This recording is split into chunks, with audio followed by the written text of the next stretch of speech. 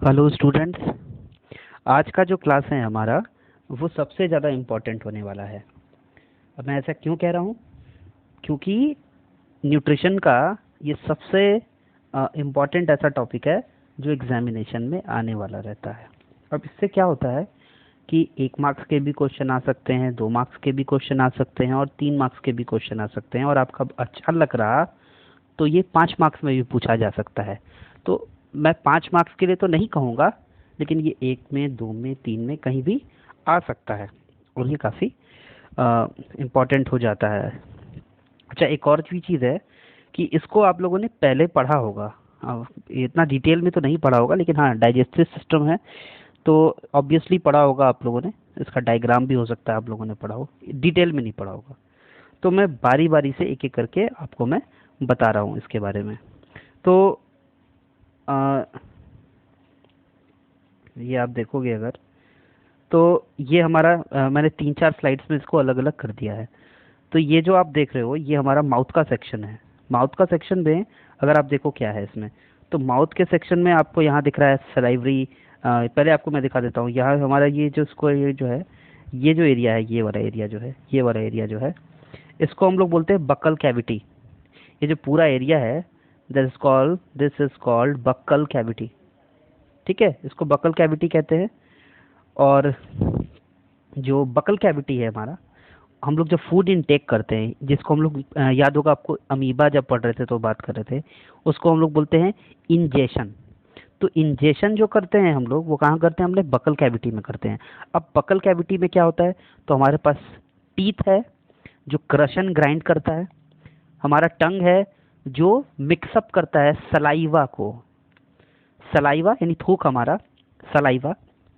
अब सलाइवा कैसे निकलता है? तो हमारे सलाइवा के ग्लैंड होते हैं, और सलाइवा के ग्लैंड होते हैं जिनको हम सलाइवरी ग्लैंड्स बोलते हैं। ग्लैंड्स क्या होते हैं? तो ग्लैंड्स एक ऐसा एक छोटा ऑर्गन होता है जो कुछ ना कुछ सीक्रीट करता है। अब वो कुछ भी सीक्रीट कर सकता है। जनरली वो जूसेस होते हैं कुछ स्पेशल टाइप के, तो और वो रिलीज करता है। अब सलाइवरी ग्लैंड जो है हमारा, वो ऑब्वियसली सलाइवा रिलीज करता है। सलाइवा में हमारे मेजॉरिटी क्या होता है? तो वाटर ही होता है। लेकिन उसमें एक कंपोनेंट होता है, यहाँ पर मैंने इसको किया है अभी यहाँ पे, वो भी हो गया। ये जो था, ये जो था हमारा, this is called salivary amylase. ये जो है यहाँ पे मैंने लिखा हुआ है salivary amylase. Salivary amylase, salivary amylase जो है ये एक तरह का इंजाइम है। अब इंजाइम क्या होता है? तो इंजाइम हमारे फूड को ब्रेक डाउन होने में हेल्प करता है। तो सलाइवा से सबसे पहले हमारा जो है एक एंजाइम निकलता है, that is called salivary amylase. अब एमिलेस हमको 2 बार पढ़ना है, एक बार यहाँ पर और एक बार आगे मैं बताता हूँ। तो सलाइवरी जो एमिलेस है, ये किस चीज़ को, ये अगर आप पूछे ये ठीक है, ये डाइजेस्ट करने स्टार्ट हो जाता है, यानी हम ब्रेक डाउन करने लगता है फूड को। तो ये सलाइवरी एमिलेस कार्बोहाइड्रेट पे काम करता है। कार्बोहाइड्रेट जो हम लोग जैसे फूड लेते हैं, तो जनरली जब हम लोग फूड लेते हैं तो वो स्टार्च होता है। जनरली सब नहीं होता है, लेकिन जनरली स्टार्च होता है। जैसे अगर राइस का है तो स्टार्च है, और भी काफ़ी चीज़ का है तो स्टार्च है, और कॉम्प्लेक्स कार्बोहाइड्रेट होते हैं। और हम लोग जब एब्जॉर्प्शन का प्रोसेस जो हमारा होता है वो सिंपलेस्ट कार्बोहाइड्रेट होता है, यानी सबसे कह सकते हो कि सरल कार्बोहाइड्रेट, सिंपल। और हम लोग के पास जो होता है वो कॉम्प्लेक्स कार्बोहाइड्रेट हम खाते हैं, लेकिन जो हम लोग एब्जॉर्ब करते हैं वो सिंपल होता है। तो हमको कॉम्प्लेक्स को कैसे भी करके तोड़कर सिंपल बनाना होता है। अब उस प्रोसेस के लिए हमको एंजाइम्स की ज़रूरत होती है। एंजाइम्स में कार्बोहाइड्रेट के लिए हमको एमिलेज का यूज़ होता है। तो एमिलेज 2 बार पढ़ना है, वो भी मैंने आपको बता दिया है। तो एमिलेज जो है माउथ में जो है सलाइवा के साथ फूड को क्या करता है? तोड़ना शुरू कर देता है, यानी जो कार्बोहाइड्रेट, कॉम्प्लेक्स कार्बोहाइड्रेट को सिंपल बनाना शुरू कर देता है। लेकिन सिंपलेस्ट अभी नहीं बनाता है, क्योंकि अभी डाइजेशन का प्रोसेस पूरा नहीं हुआ है, लेकिन स्टार्ट हो गया है। तो अगर आपसे कोई पूछेगा, ये 1 मार्क्स का क्वेश्चन भी होता है कि अगर कोई पूछे कि डाइजेशन हमारे जो हमारा न्यूट्रिशन का प्रोसेस है, हमारा डाइजेशन शुरू कहाँ से होता है, तो आप देखोगे डाइजेशन का प्रोसेस जो है वो शुरू होता है हमारे माउथ से ही। माउथ से ही हमारा प्रोसेस शुरू हो जाता है, क्योंकि हम कार्बोहाइड्रेट को ब्रेक डाउन कर देते हैं, थोड़ा सा, पूरा नहीं, थोड़ा सा ब्रेक डाउन कर देते हैं। अब फूड जो हम लोग अब होते हैं उसका नाम हो जाता है, नाम उसको हम लोग बोलते हैं बोलस। ऐसे आप लोग को नहीं पढ़ना है 10th क्लास में, लेकिन उसको बोलस कहते हैं।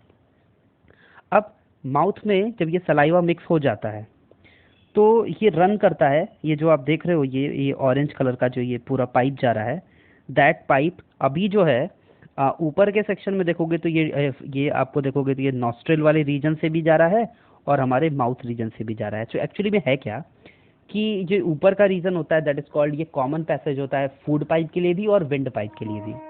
विंड पाइप हम लोग को ये रेस्पिरेशन में पढ़ना है। तो ये यहाँ पे कॉमन पैसेज होता है। यहाँ पे आप जो एपिग्लॉटिस देख रहे हो, ये ब्लू कलर का एपिग्लॉटिस देख रहे हो, ये वाला, ये जो एपिग्लॉटिस आप देख रहे हो, ये जो एपिग्लॉटिस है, ये एपिग्लॉटिस एक्चुअली में प्रिवेंट करता है फूड को विंड पाइप में जाने से, रोकता है, एपिग्लॉटिस रोकता है। यानी खाना हमारा ऐसा कहीं ना हो कि लंग्स में चला जाए, लंग्स वाले नली में चला जाए, उसको प्रिवेंट करता है एपिग्लॉटिस। वो ढक्कन की तरह होता है, जैसे हमारे घर में जो टंकी लगी होती है ना, उसमें ढक्कन होता है, उसी की तरह का ये होता है एपिग्लॉटिस। अब ये जो ऑरेंज कलर का आपको दिख रहा है, ये जो रन कर रहा है पूरा, ये जो रन कर रहा है पूरा, ये इसको बोलते हैं हम लोग फूड पाइप। ये हमारा फूड पाइप है, फूड पाइप।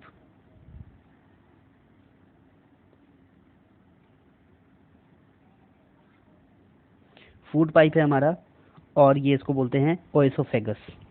ओएसोफेगस से फूड जो है अब हमारे स्टमक की ओर जाता है। अब एक और भी यहाँ पर बात समझने के लिए है, जब ये फूड जाता है माउथ से स्टमक की ओर, तो ये रेगुलेटेड मैनर में जाता है। रेगुलेटेड मैनर मतलब थोड़ा थोड़ा धीरे धीरे करके जाता है, ये एकदम से सारा फूड नहीं जाता है, तुरंत नहीं चला जाता है। इसलिए एक्चुअली हम लोग का जो ये जो फूड पाइप है, ये क्या होता है, हमेशा कंप्रेशन रिलैक्सेशन होता है। मतलब क्या करता है कि ये कॉन्ट्रैक्ट होता है, नहीं, ये पहले सिकुड़ता है और उसका रिलैक्स होता है, सिकुड़ता है, रिलैक्स होता है, और ये ऑल द वे चलता है रिदमिक। रिदिक मतलब पहले ऊपर, फिर थोड़ा नीचे, फिर थोड़ा नीचे, फिर थोड़ा, तो रिदमिकली चलता है। और इस मोशन को बोलते हैं हम लोग पेरिस्टाल्टिक मोशन। अभी मैं नोट्स बताऊंगा, नोट्स मैं दूंगा बना के, तो उसमें सब बता दूंगा। तो ये पेरिस्टाल्टिक मोशन होता है। अब वो धीरे धीरे धीरे धीरे फूड जो है वो नीचे की ओर आ जाएगा। अच्छा, ये तो हो गया। इसके बाद क्या है कि हम नेक्स्ट स्लाइड में चलते हैं। ये जो ये वाला जो है, अब ये हमारा स्टमक का रीजन हो गया। यहाँ पे आपको क्या क्या दिख रहा है, तो आपको स्टमक दिख रहा है, ऑब्वियसली आपको लिवर दिख रहा है, पैनक्रिया दिख रहा है, गैल ब्लैडर दिख रहा है। ये डियोडेनम का सेक्शन अभी अभी हम लोग को इग्नोर करना है, ये क्योंकि स्टमक का रीजन नहीं है, ये एक्चुअली में जंक्शन है स्मॉल इंटेस्टाइन, स्मॉल इंटेस्टाइन ही कह सकते हैं, बेसिकली जंक्शन है ये स्मॉल इंटेस्टाइन और हमारे स्टमक के बीच का। तो अगर इधर हम देखें, ये हमारा अब जो है, यानी फूड जो है अब ये जो रन करके आया, फूड रन करके अब ये है, ये कहाँ आ गया, तो ये स्टमक में आ गया। स्टमक में जैसे ही फूड आता है तो स्टमक में होता है हमारे गैस्ट्रिक ग्लैंड्स, स्टमक में होता है हमारे गैस्ट्रिक ग्लैंड्स।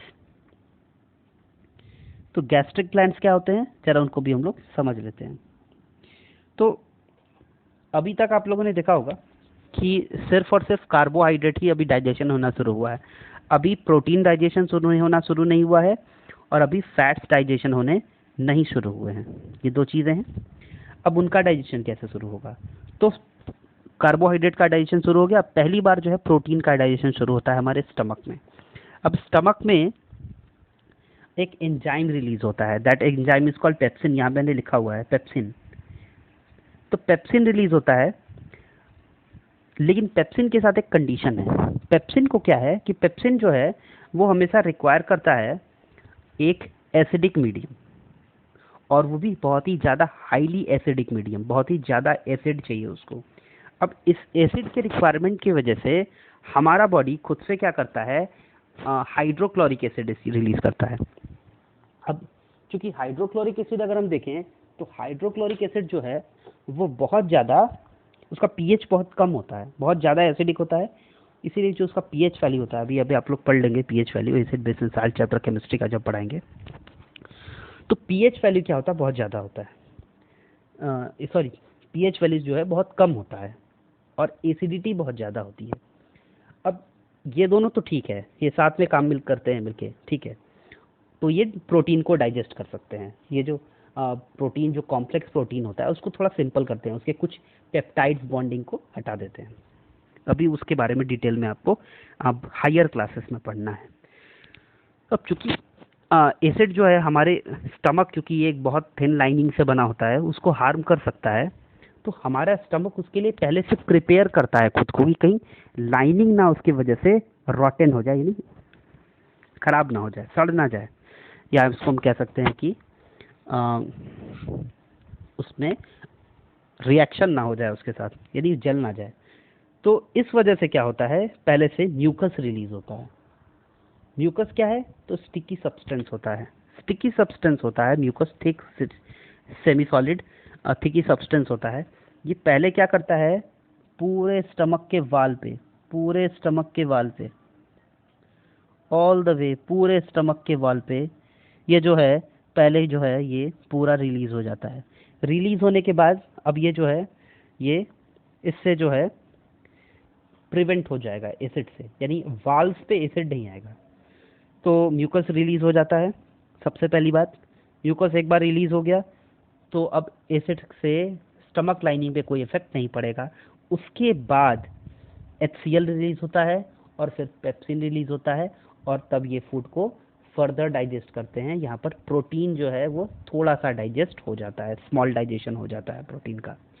अब इसके बाद हम अगर चलें तो अभी देखो आप, कार्बोहाइड्रेट डाइजेशन होना शुरू हो गया, प्रोटीन डाइजेशन होना शुरू हो गया। अभी तक कुछ अगर डाइजेस्ट नहीं हुआ है तो वो है फैट। अब फैट डाइजेशन कैसे होता है, तो फैट डाइजेशन के लिए हमारा लिवर अब सामने आता है। हाँ, तो this is the time when liver comes into play. So यहाँ आप देखोगे तो लिवर, आपको पता होगा, हमारे बॉडी का सबसे बड़ा ऑर्गन है, और इसकी खासियत इट हैज़ रीजनरेटिव सेल्स, यानी खुद को रीजनरेट कर सकता है। अब लिवर जो है रिलीज करता है एक special type of juice that is called bile juice. Bile juice release करता है, बाइल जूस रिलीज करता है। बाइल बाइल जो रिलीज करता है तो वो रिलीज करता है गैल ब्लैडर में। गैल ब्लैडर बेसिकली बलून की तरह होता है, ये जो आपको दिख रहा है ग्रीन कलर का, ये गैल ब्लैडर में रिलीज करता है। तो गैल ब्लैडर में रिलीज करके वो स्टोर हो जाता है, और वो धीरे धीरे धीरे धीरे फिर डिओडनम के सेक्शन में आता है। यहाँ देखोगे आप, एक कॉमन पाइप आपको ब्लू रंग का ये जो नजर आ रहा है, आप देखोगे पैनक्रिया के थ्रू भी आ रहा है, ये ऐसे पैनक्रिया के थ्रू भी आ रहा है, और ये यहाँ से भी आ रहा है। तो ये जो है पैनक्रिया का रोल भी बताता हूँ नेक्स्ट स्लाइड में या अभी। तो यहाँ देखोगे आप, बाइल से जो है ये, सॉरी, लिवर से जो है बाइल रिलीज हुआ, ये गैल ब्लैडर में। और पैनक्रिया से, पैनक्रिया हमारा ऑर्गन है, इसकी बहुत खासियत है, ये हमारे एक्चुअली में इंडोक्राइन ग्लैंड भी है और एक्सोक्राइन ग्लैंड भी है। अब ये क्या इंडोक्राइन एक्सोक्राइन होता है वो हम लोग अभी समझेंगे, एक मिनट रुको।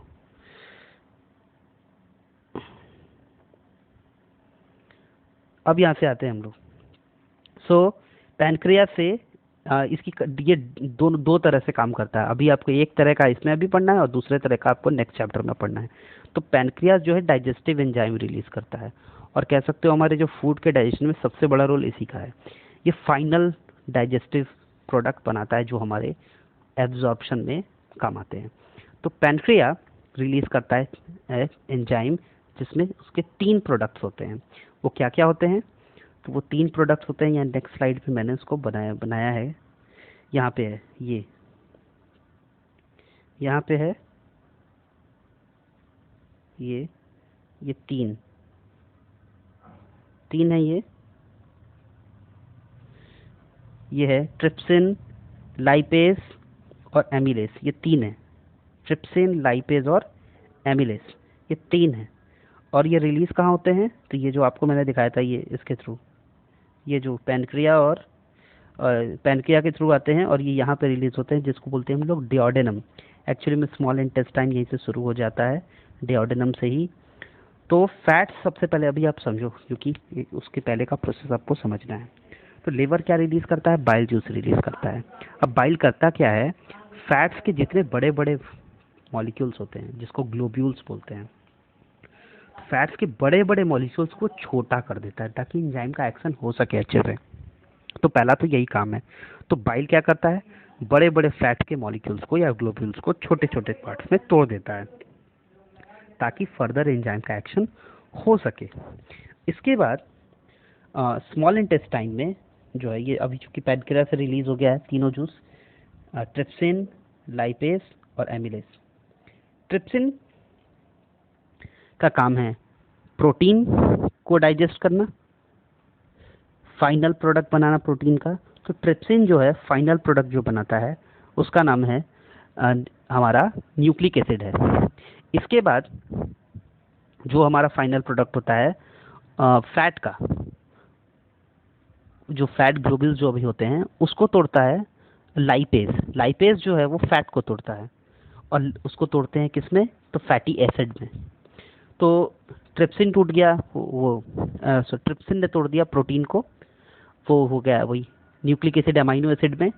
फैट को तोड़ा लाइपेज ने, और जो अब कार्बोहाइड्रेट बच गया है वो एमिलेज, क्योंकि एमिलेज एक बार ऊपर भी पढ़ रहे हैं, यहाँ भी एक बार एमिलेज पढ़ेंगे, उसको फाइनली तोड़ता है हमारा, एक बार और एमिलेज तोड़ता है कार्बोहाइड्रेट को और उसको तोड़ देता है वो ग्लूकोज में। ग्लूकोज सिंपलेस्ट शुगर है जिसको हम एब्जॉर्ब कर सकते हैं। अब एक बार स्मॉल इंटेस्टाइन में ये फूड आ जाता है तो हमारे धीरे धीरे धीरे धीरे ये ब्लड में एब्जॉर्ब हो जाता है। ब्लड में कैसे एब्जॉर्ब होता है तो अभी मैं उसको बताता हूँ। तो ये स्मॉल इंटेस्टाइन का मैं आपको समझाता हूँ ये कैसे होता है। तो स्मॉल इंटेस्टाइन का अगर आप देखोगे, अगर ये स्मॉल इंटेस्टाइन का वॉल है तो स्मॉल इंटेस्टाइन में एक फिंगर लाइक प्रोजेक्शन होता है। आपको अमीबा में बताया था मैंने, इस टाइप का प्रोजेक्शन होता है, इस टाइप का प्रोजेक्शन होता है जिसके थ्रू फूड जो है वो रन करता है। इस तरह से फूड रन करता है। अब फूड हमारा मूव करता है इसमें। अब ये देख रहे हो कि ये, और इसके पीछे जो है हमारा, इसके पीछे जो है हमारा ब्लड वेजल्स होते हैं, इसके पीछे हमारे ब्लड वेजल्स होते हैं, इसके पीछे ब्लड वेजल्स होते हैं, इसके पीछे ब्लड वेजल्स है। तो ब्लड वेजल्स में फूड जब जाता है तो आप पूछोगे कि ये ऐसे ये पहाड़ जैसा ये प्रोजेक्शन क्यों, इसको विली कहते हैं, विली।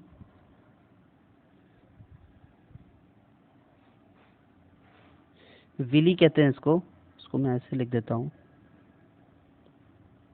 टेक्स्ट में लिख देता हूँ। सो ये कहलाते हैं विली, विली। अब ये विली जो है फिंगर लाइक प्रोजेक्शन है, इसलिए होता है ताकि सरफेस एरिया को ज़्यादा से ज़्यादा ये इंक्रीज कर सके। अब इसमें फूड रन करेगा तो फूड को ज़्यादा से ज़्यादा टाइम मिलेगा, यानी एरिया बहुत ज़्यादा होता है। ऐसे ही हम लोग का स्मॉल इंटेस्टाइन लगभग 7 मीटर का होता होगा और काफ़ी ज़्यादा लेंथ होता है, और ये जो है ये तो और एरिया को इंक्रीज कर देता है। तो इसमें जो है फूड धीरे धीरे धीरे धीरे मूव करते हैं और फूड जो है ब्लड में धीरे धीरे एब्जॉर्ब करते हैं। अभी हमको समझना है लार्ज इंटेस्टाइन का एरिया, सॉरी लार्ज इंटेस्टाइन को समझना है। तो ये हमारा, ये जो ग्रीन कलर का आपको दिख रहा है ये हमारा लार्ज इंटेस्टाइन है। स्मॉल इंटेस्टाइन में फूड जब एब्जॉर्ब हो जाता है तो बहुत सारे ऐसे प्रोडक्ट बनते हैं जो कि एब्जॉर्ब नहीं हो पाते हैं, या जिसको आप कह सकते हो अनडाइजेस्टेड एंड अनएब्जॉर्ब्ड। तो ये जो फूड ये जो अब फाइनल बचता है अनडाइजेस्टेड एंड अनएब्जॉर्ब, वाटर अभी हमें हमारे बॉडी में एब्जॉर्ब नहीं होता है, तो वाटर अभी भी होता है, वाटर है, साल्ट्स हैं, कुछ और भी चीज़ें होती हैं, वो सारी चीज़ें बची रहती हैं। तो अब जो है ये लार्ज इंटेस्टाइन से पहले ऐसे,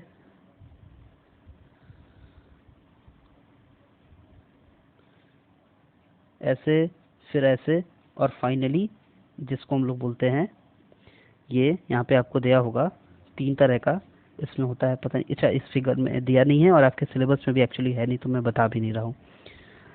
एक असेंडिंग कॉलन होता है, एक ट्रांसवर्स होता है, इसको ट्रांसवर्स कहते हैं, इस वाले को ट्रांसवर्स कहते हैं, इस वाले को असेंडिंग कहते हैं और इस वाले को डिसेंडिंग कहते हैं। तो ये डिसेंडिंग कॉलन है, आपको पढ़ना है नहीं। इसके बाद जो है सारा वाटर एब्जॉर्ब हो जाएगा लार्ज इंटेस्टाइन में, और इसके बाद ये धीरे धीरे धीरे धीरे रेक्टम की ओर आएगा, रेक्टम में जाके वो स्टोर हो जाता है। रेक्टम में उसके बाद ये जो है एनस से जाके जो है हमारे बॉडी से एक्सपेल आउट हो जाता है, बाहर निकल जाता है।